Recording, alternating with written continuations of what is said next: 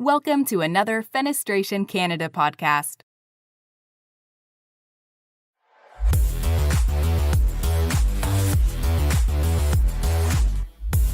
This is Tech Talks, live conversations about the regulatory environment with Al Jaugelis.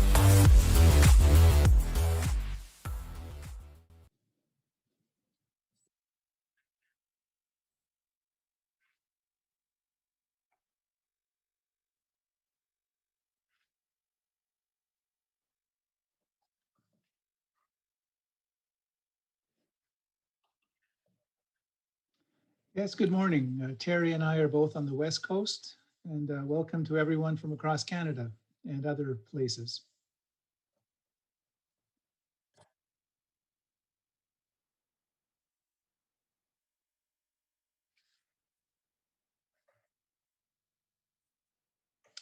Yes, and Steph, I think I'll begin by sharing my screen. And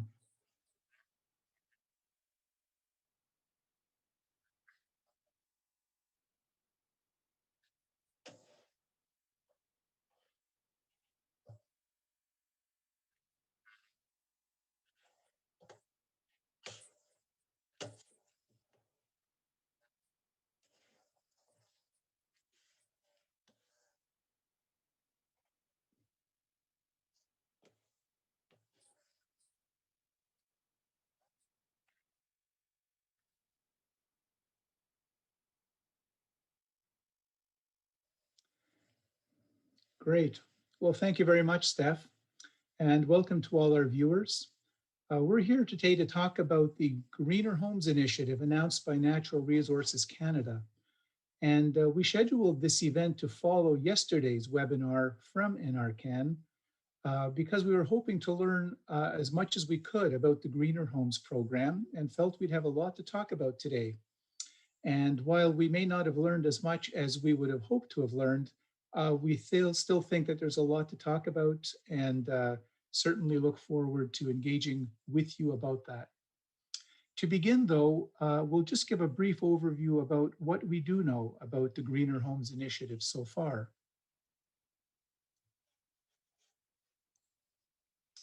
Our guests today are Terry Adamson, Technical Director at Fenestration Canada. Hi, Terry. Glad to have you with us.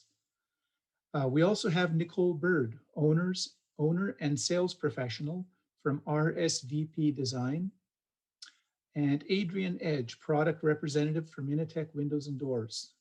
Thank you, Nicole, Adrian, and Terry for joining us on today's show. Thanks for having us. Yeah, it's a pleasure. So what do we know about the Greener Homes Initiative? The Greener Homes Initiative arises from the government's Fall Economic Statement 2020, which was released at the end of last November. And publicly available information about this initiative is available on the web at greenerhomes.nrcan.gc.ca. You'll find this if you search for it in a browser. More information was presented at an industry webinar yesterday, but we don't actually have the slides from that webinar. So we're going to use information that we do have that's publicly available just to introduce the subject to us, especially if we have viewers that were not able to take part in yesterday's session. So on the web, there's actually a page dedicated on the NRCan site to the Greener Homes program. And as I mentioned, it was part of the Supporting Canadians and Fighting COVID-19 Fall Economic Statement. The interesting thing about this program is that it's actually retroactive to December 1st, 2020. So people who have already started a home renovation journey that fits within the parameters of this program can actually claim for work that has started or gotten underway back to December 1st of last year. What more do we know? Well, what's available? Well, there's going to be up to 700,000 grants of up to $5,000 each to help homeowners make energy efficient retrofits to their homes. Things like better insulation. Also things like improved windows and doors and many other things. It will also support EnerGuide home evaluations and provide expert advice to homeowners so they can begin to plan their retrofits. And of course, the EnerGuide home evaluations are performed by trained energy auditors who have been prepared for undertaking this kind of work, who already do this kind of work. And so they're going to be engaged to really be they're going to be, in a sense, the gatekeepers of the program. And the funds will also provide support to recruit and train more EnerGuide energy advisors to meet the increased demand that will come from this program and to help create new jobs in communities and cities across Canada. And the whole process starts with an EnerGuide evaluation. So step one for any work that's going to be done under this program, any work that's going to be reimbursable under this program, you have to start by getting an EnerGuide home evaluation of your home the way it is now. And then with the energy auditor, specific measures will be discussed. Homeowners will get quotes for the work. They will get the work done. When the work is done, the energy auditor will then provide a post-retrofit evaluation to confirm that specific renovations were completed. And that's kind of the process that they're going to follow here. Step two is to document that retrofit journey. Basically, homeowners are going to have to keep track of their expenses and the decisions that they've made during this process. Keep all the copies of invoices for the home evaluation and the invoices for your retrofit work. And then this is something that will be part of the documentation your energy advisor will need to complete the evaluation that the work's been done. And of course, step three is you get a post-retrofit home evaluation after the work is completed. And this evaluation helps homeowners understand the performance of their home following their retrofits. And these documents then complete the retrofit journey, and that post-retrofit evaluation will be needed to actually confirm that you are eligible for specific rebates under that program. Some of the eligibility requirements, I'm just going to highlight a couple of them. So the grants will be up to $5,000 for the purchase and installation of qualifying equipment or for the implementation of qualifying measures. Eligible homes are a homeowner's primary residence. So this is not applicable to landlords. It's not applicable to property managers. This is an individual homeowner's decision to upgrade their residence. And the residence can include single and semi-detached homes. It could be a home in a row house or a townhome. It can actually be an all-season cottage or a mobile home on a permanent foundation. It can even be a permanently moored floating home. So quite a variety of home types that will be eligible for this program, but definitely it will not apply to large buildings, multi-unit residential buildings over 3 stories or over 600 square meters in footprint area. Are windows, doors, and skylights included? Well, they're not really mentioned on the website, but we know from the webinar that NRCan has presented yesterday that eligible home improvements, there's a whole range of home improvements actually that are eligible under this program, and this certainly includes windows, doors, and skylights when they're part of an energy upgrade for the home. The specific details have not yet been released. So basically that's the introduction, the summary of what's publicly known about the program to date. And I think we can now really like to see, Steph, are we getting any calls or not calls, messages from our listeners? As of right now, we don't have questions or opinions. I think, sure. Yeah, I think you can start with our panelists. And okay, well, that opens up a window for me, no pun intended. talking about what we heard yesterday, and a lot of the chatter after the fact was, when's this thing coming? What are the dates? What's the timeline? Let's get to it. And then we started to have a conversation about, well, are we actually ready for a robust incentive renovation program right now? And the chatter in the industry is everybody's swamped, everybody's really busy. Do we need more work right now? What are the performance targets? Is there enough product even available across the country at what these targets are going to be? I mean, we have to assume that they're going to be, aggressive, maybe Energy Star, maybe some other target range. We don't know, but are there enough manufacturers building products to the targets that we're going to be looking at? We hear a lot of chatter right now about supply chain. If we ramp up the demand for product right now, can the supply chain keep up with that? And then, of course, you mentioned, Al, the energy advisors. We all know that, the energy advisors are already in demand. There's a lot of activities, especially on the West Coast. Are there enough energy advisors to accommodate a, really active renovation incentive program? Could we run into delays with people just trying to get their pre-audits done? So just a few of the questions about, are we even ready for a program right now? We did get a question here in the chat. So Al, if you're okay, I'll read that to We you have guys. Jimmy Thiessen is asking, would window and door upgrades have to be installed by the manufacturer, or would supply only orders still qualify?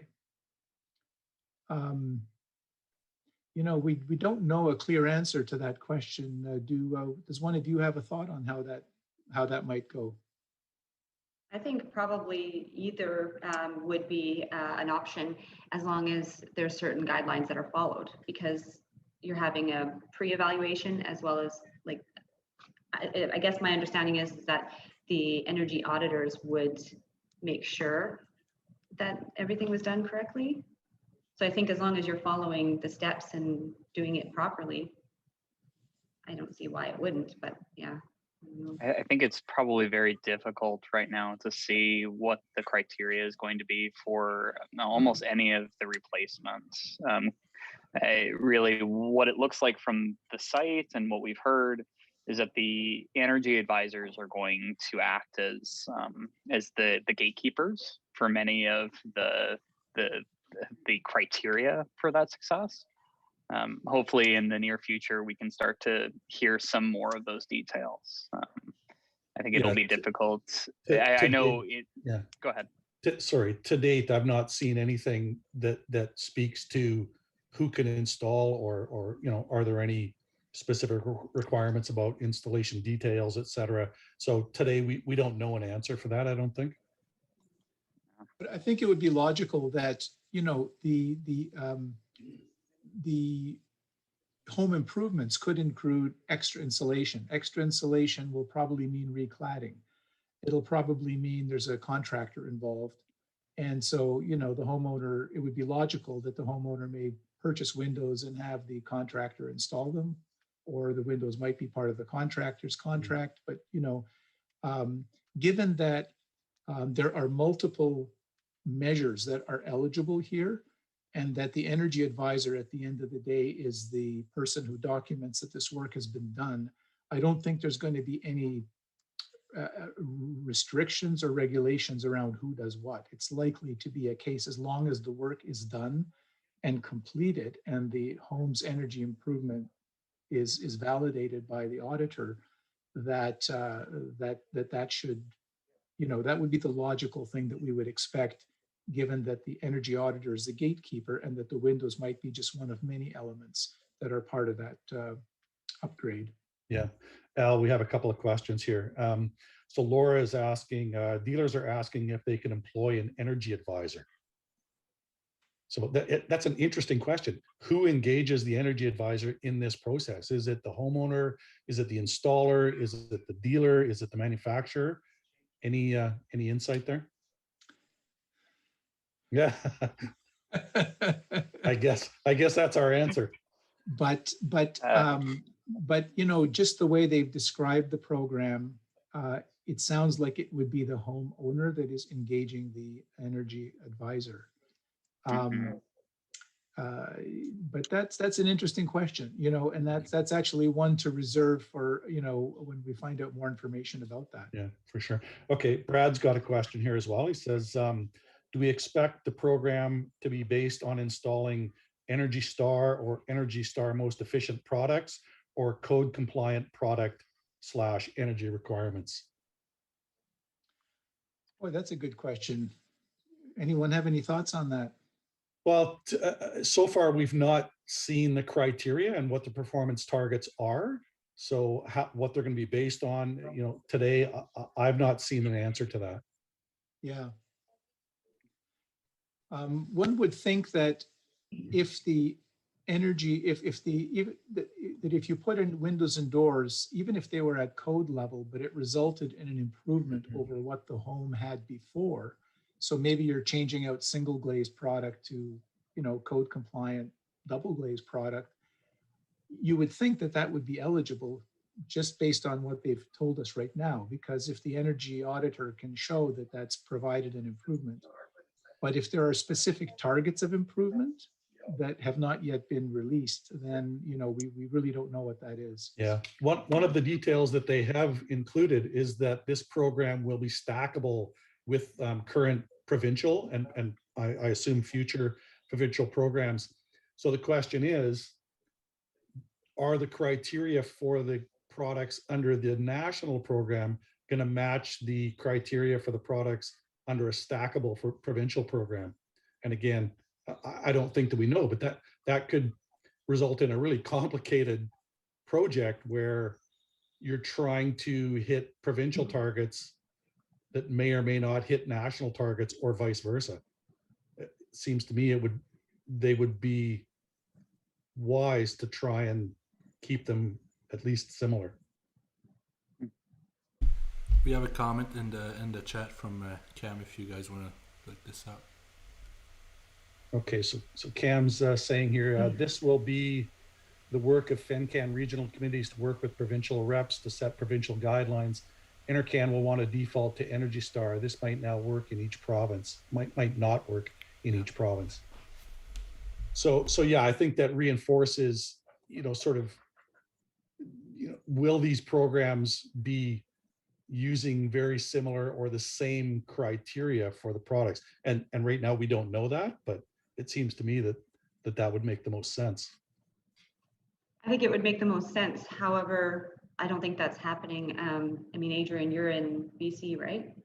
Mm-hmm. And definitely even now with the NAFs and stuff with different codes, it's not straight across the board. So I don't know that will.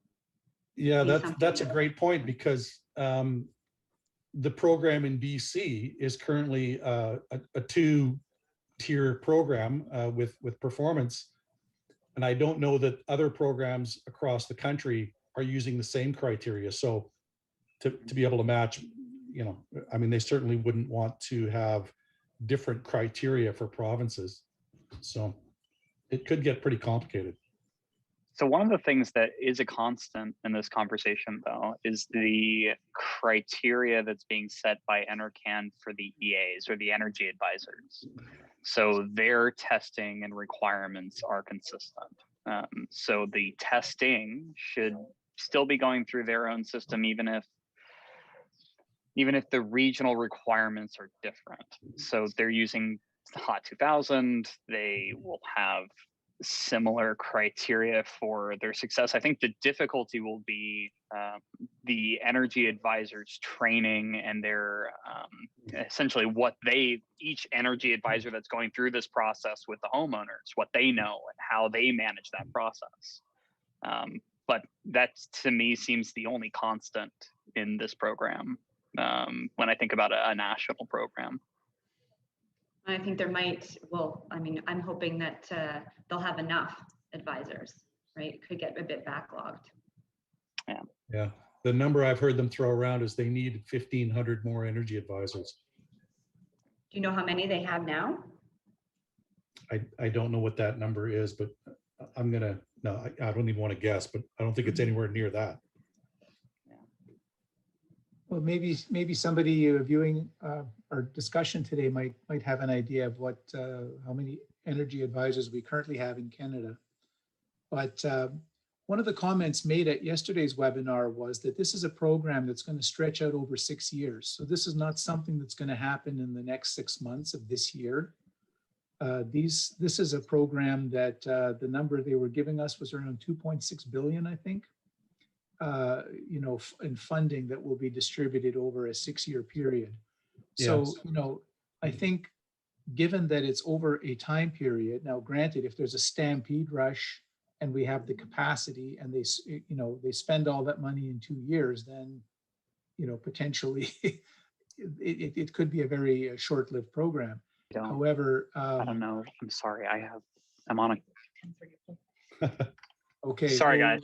We'll wait for you to come back. Yeah. Al, actually, Brad segues that perfectly by asking, Okay. will the funds run out quickly and leave some homeowners investing but not reimbursed? And to add to that, you know, they actually did provide, you know, a couple of numbers, $700,000, $5,000 grants, which is actually $3.5 billion.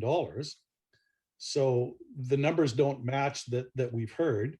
And further to that, is $5,000 for each product type upgrade? You know, do you get 5,000 for insulation and 5,000 for windows? You know, again, we don't have these answers, but just the total numbers that we're hearing didn't jive for me either. Well, you know, they said up to 5,000, right? So maybe we can't multiply 700,000 times 5,000. It'll be, Right. you know, each Okay. individual homeowners, you know, maximum might be 5,000, but it doesn't mean that everyone will be at 5,000, right? Some renovations will Yeah. be modest, and whatever proportion, you know, they're offering, they're going to offer some amount for different kinds of work. Right. And so, you know, I don't think we can just multiply the Sure. theoretical maximum to the number they have in their budget, right? Sure. Well, Yeah. let's hope it's a limit for windows per job. Yes. I mean, that's pretty limited. Nicole.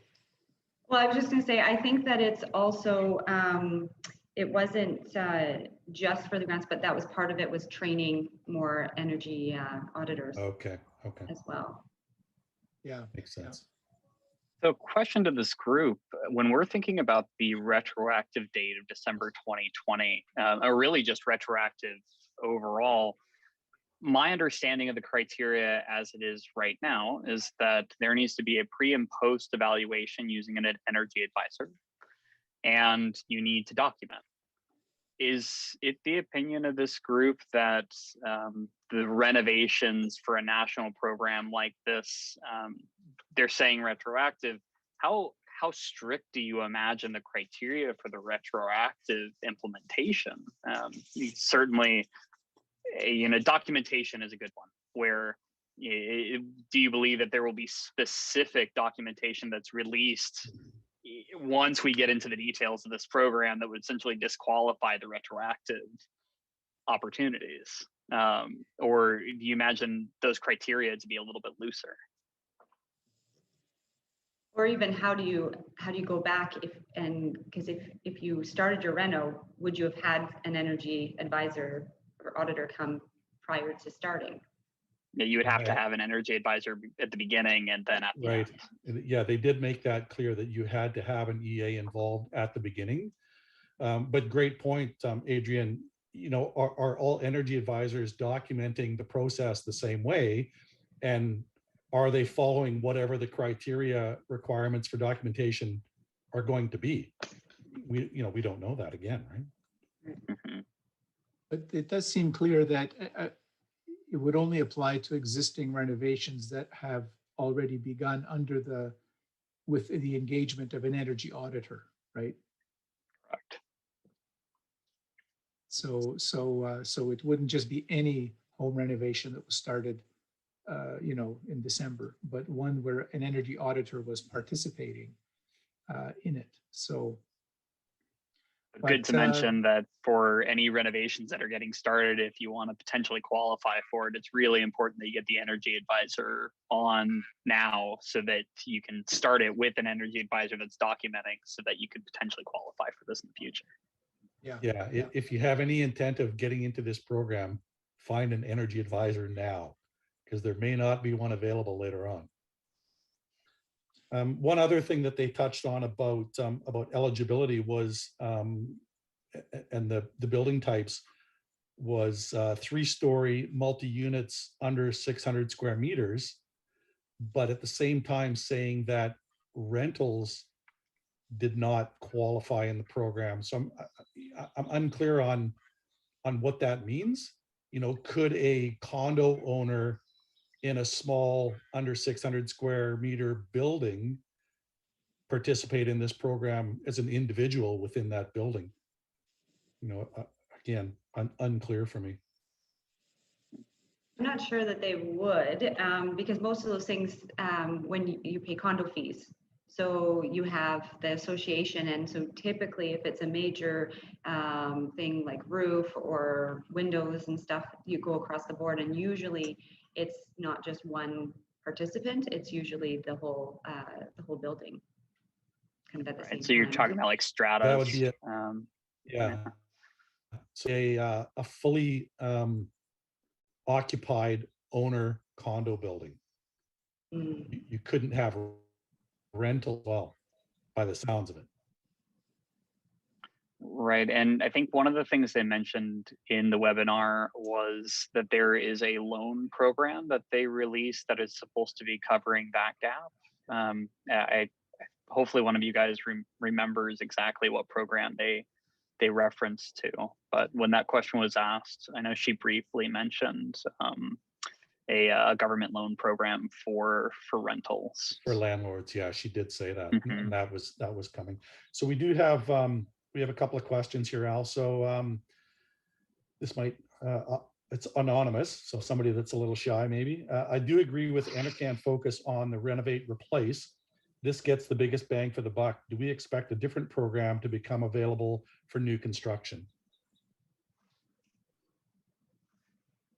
I think in yesterday's webinar, they mentioned that that NRCan was involved in multiple areas, and that this program is one that's just targeted at homeowners. But they're also in parallel have other initiatives that are all aimed at achieving, improving energy performance of buildings in other domains, you could say. So I think they and I think as they roll out more information to us, we'll learn more about those. Yeah. Comment question from Steve, and I think we all shared this after that webinar yesterday. Unfortunately, yesterday's presentation was way too light on details. Does NRCan have a timeline when their next presentation will be? I didn't hear any specific dates.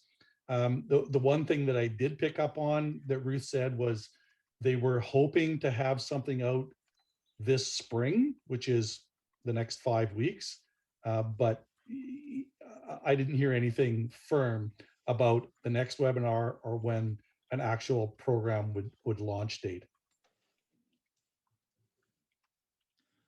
So it's coming soon. We're just not sure how soon. Yeah. But it was encouraging that she said they are hoping to release details this spring. So so we're not talking next fall. We're not talking next year. We're talking the near future, which is encouraging. Nicole, have you worked on any projects in your sphere where energy auditors were involved? No, I would say a good portion of what I do is new construction. However, when we deal with the contractors, it's purely like I would say that the contractors would be more involved, but we haven't had any requests as of yet to hit certain numbers for renovation. It's mostly been on the new construction. Right. Yeah. Okay. Adrian, how about you? Have you had any experience on working on projects where energy advisors are involved? Well, on renovation, I have. I mean, new construction, like Nicole said, is the majority of where that is showing up. And I mean, Innotech plays in both the Passive House Institute space as well as some of our BC house, like BC StepCo type of space. So energy advisors are kind of crucial on both sides. But for renovation, it's rare. If you're doing renovation, it's normally because they're doing a full envelope change and they're trying to get to certain energy numbers. So it's really an optional front. But yes, and I find that it normally is helpful that the homeowners learn a lot about how their envelope is working and what things are working. The process is good. But they're doing it because they believe that a more efficient home is something that they'll get their money back out of. So I think in an earlier conversation before the show here, there was some discussion about, when you change out windows in an existing home, often you're making the home significantly more airtight, and that can have unintended consequences. Can anyone comment on that and how the would the involvement of an energy auditor somehow mitigate those kinds of challenges? Well, for sure. I think, sorry. Go ahead. No, go ahead, Nicole. Just that you have to assess more than just one element.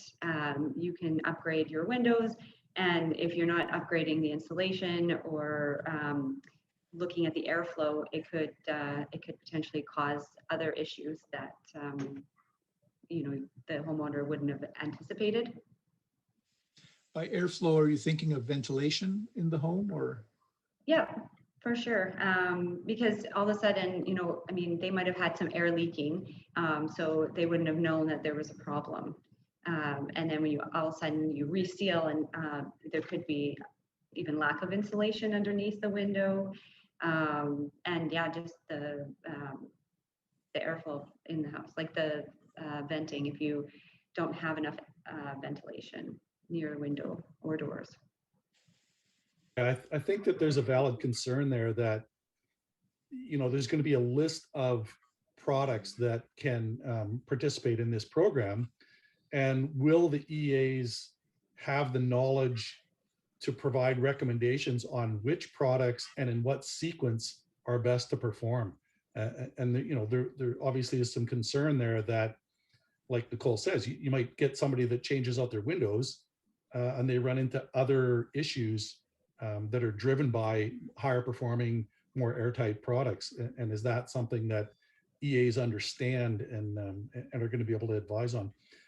And just again, to touch on the EA question about availability, Casey is the National Energy Advisors Association, and I just had a quick look there. They currently have 166 members. Not all of those are EAs, but certainly the majority of them are. And of course, they wouldn't have all of the EAs across the country as members, but I think it's fair to say there's not enough, I think is what I take away from that number. So hopefully we see some help for that group to get more people and to get them trained up quickly for this program. Adrian, did you have any thoughts on the question about unintended consequences of window replacements? A lot. I have a lot of thoughts on that problem. But to make it as simple as I can, fundamentally, when we start looking at high performance, we're thinking about buildings as systems now. We're no longer thinking about each individual component. That becomes a lot more complicated. If we are trying to improve sections like windows, and it does become a lot more airtight.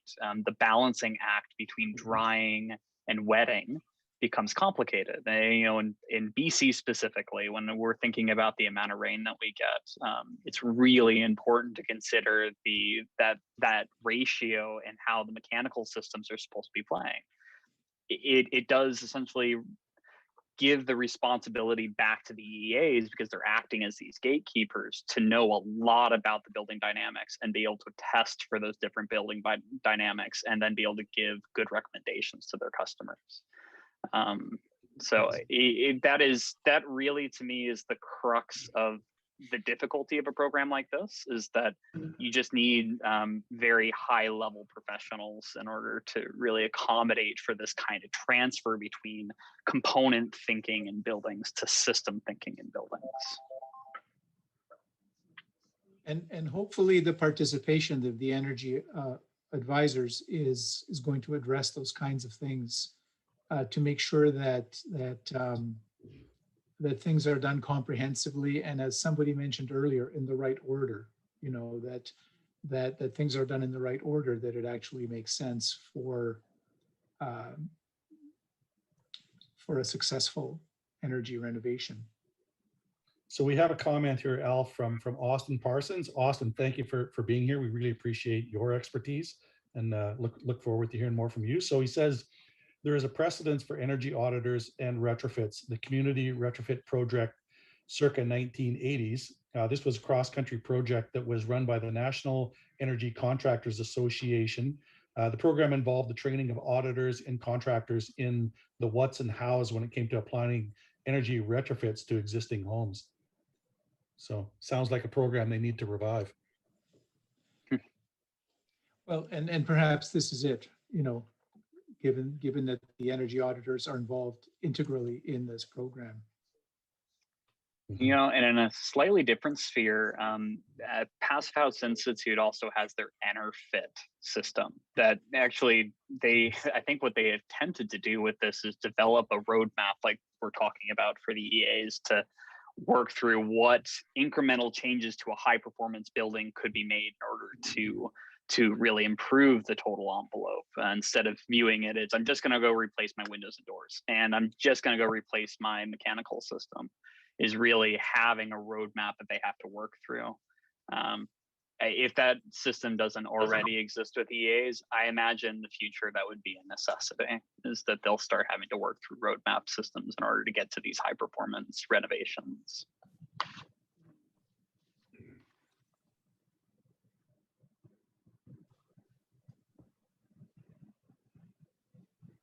Do our viewers have any other comments or questions on this program? Yeah, in particular, Al, I'd like to hear from the viewers on their opinions about, are we ready for a incentive program, and do we need one right now with the current state of the industry? So I'd love to hear if anybody has any thoughts about that.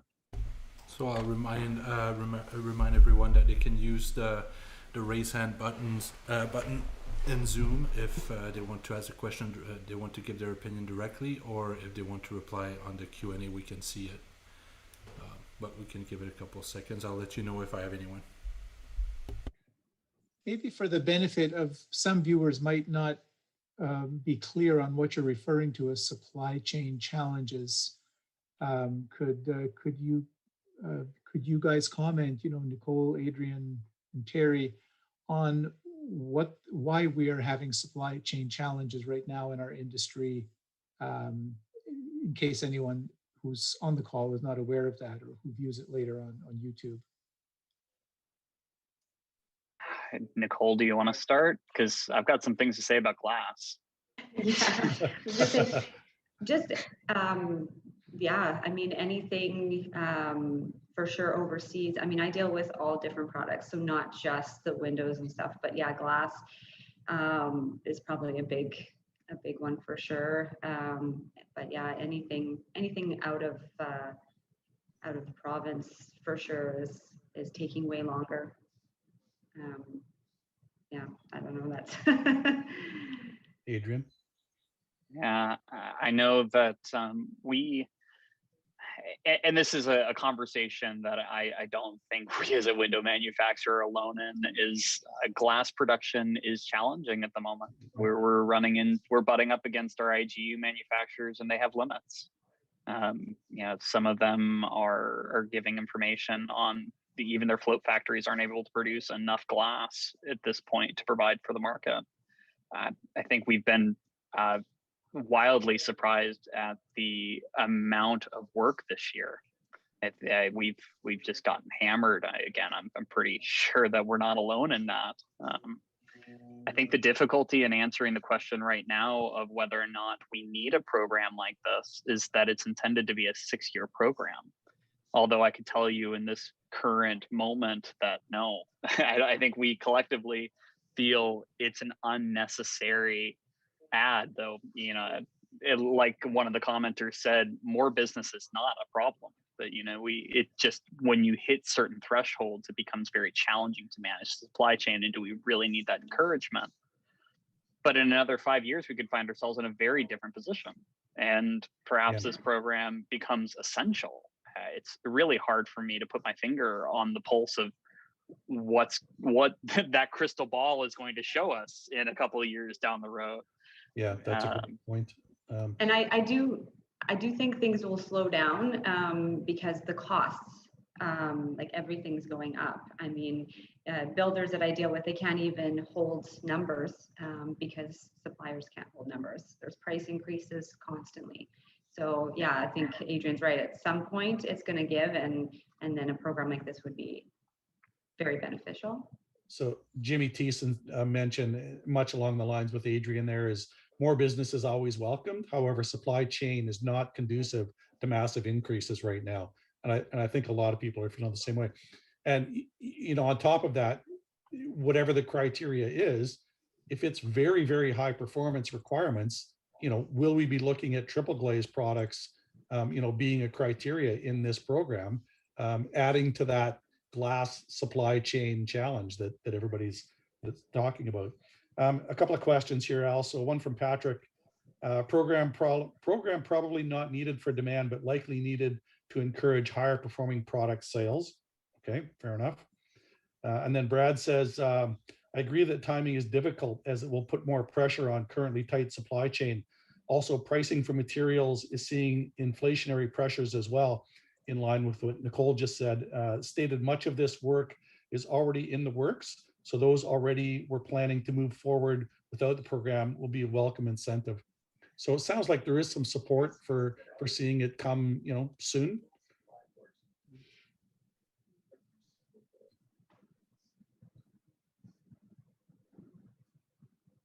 One of the products you guys are mentioning is glass, and I don't know if people are aware, but we actually don't have any factory that manufactures glass in Canada. All of our glass comes from other countries, mostly the US. But even the US does not have enough manufacturing capacity to fully satisfy its needs. I was in a presentation a month or so ago where there's something in the order of thousands of tons of glass being imported into the US from overseas regularly on a monthly basis, just to satisfy the demand for it. Interestingly enough, there is a group of investors in Manitoba that are looking to open up a float glass plant there because of very high quality sand that they have, which will be suitable for optically clear glass and glass for photovoltaics. So it'll be interesting to see in the coming years whether we actually do start getting some float glass production in Canada, given that there is this the demand in North America appears to be exceeding our supply capabilities within the continent. So Al, another question from Don Kennedy. Feel that this program should be worked on for future implementation. Manufacturers are being provided with quotas of materials, and even this is not guaranteed. So again, some concerns about supply chain and availability of materials should we see a significant impact from this program. So some worry. That's there. Interesting. So is the industry, could it be that the industry is telling NRCan, it's okay, don't rush, take your time. Work out the details on your end, we're good for now. Yeah, maybe. Yeah. I don't know if that would that capture the sentiment of manufacturers today. All right. No other questions at this point.